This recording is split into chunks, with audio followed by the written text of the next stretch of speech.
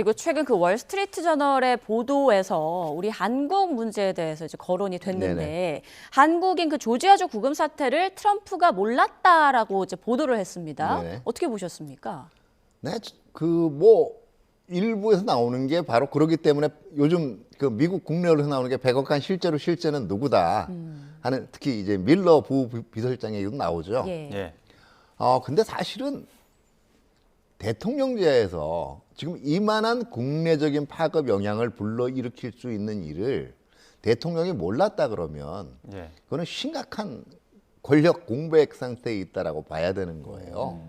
예. 그렇기 때문에 제가 보기에는 어떻게 보면 이거는 일종의 그 흔히 얘기하는 우리가 굿캅 배드캅 게임이라 그러죠. 예. 그 누구 하나에 대한 나쁜 그 원흉을 만듦으로 인해서 예.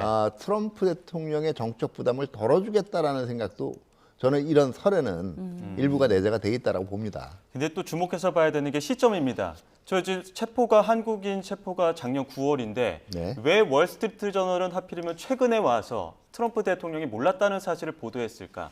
이 부분은 어떻게 좀 보십니까? 근데 결과적으로 이게 지금 조지아주 구금 사태 자체가 사실은 이게 불법 이민 단속 문제잖아요. 예. 그게 시작이 된 게 점점 범위도 넓어지고 그다음에 강경화되면서 최근 총격 사건이 예, 지금 있었죠. 상황이 이렇게 그러면 도대체 누가 이런 상황 사태를 초래했느냐? 공화당 내부에서도 지금 논란이 되고 있고요. 예. 미국 국내에서도 이거 자체가 사실은 민주적인 가치 자체를 그 지금 훼손하고 있다라고 분노가 올라오고 있는 상황이거든요. 예.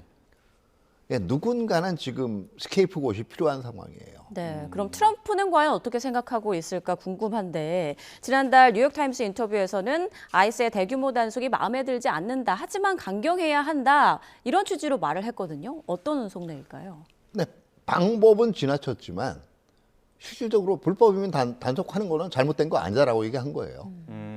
최근에 거기에 대한 그 반대 목소리도 굉장히 많지 않습니까? 왜냐하면 네네. 그래미 어워즈에서도 각종 그 영향력 있는 그 배우들도 그렇고 스타들도 그렇고 예. 반대 목소리 냈는데.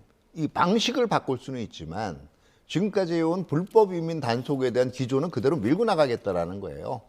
그게 어떻게 보면 트럼프 대통령 당선에 가장 큰 영향을 미친 거였고 예. 트럼프 대통령의 지지자들이라고 얘기하는 마가 세력들의 핵심 그 가장 관심을 가지는 의제 중에 하나이기 때문에 이 부분, 그러니까 쉽게 얘기하면 이런 거잖아요. 지금 조금 그 단속 방법도 조정을 하고 그리고 불법 이민 부분에서도 인권이라든가 이 부분 고려해가지고 조금 그 고려하라는 게 지금 요구 아니겠어요? 예. 그러면 방법은 조금 온건한 쪽으로 고려해 보겠지만 지금 불법인 단속하는 기조는 잘못된 게 아니기 때문에 계속 가겠다라고 얘기한 거죠. 예. 반트럼프 움직임 확대로 지금 트럼프 대통령 대한 지지율이 최저치를 기록했다고 그렇죠. 하던데 네네. 어떻습니까? 근데 현재만으로 놓고 보면 사실은 금년 이제 그 말로 예정돼 있는 중간 선거를 결코 낙관할 수 없는 입장이에요. 그리고 최근에 나타나고 있는 몇 가지 보궐선거에서도 보면 결코 트럼프 대통령한테 좋지만 않은 결과들이 나올 수가 있고 이게 지금 현재 지지율은 무슨 얘기냐면요. 원래 트럼프 대통령 싫어하던 쪽은 그대로 이게 유지가 되는 거고 공화당하고 또 트럼프 대통령의 핵심 지지층이라고 얘기하는 마가 세력 내에서도 이탈이 생기고 있다라는 얘기입니다. 이게 결코 좋은 징조는 아니죠.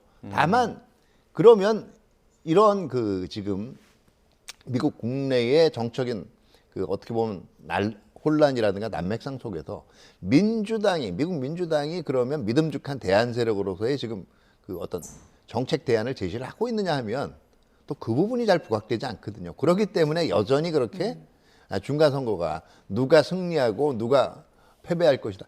이렇게 확언하기는 이른 단계라는 얘기예요.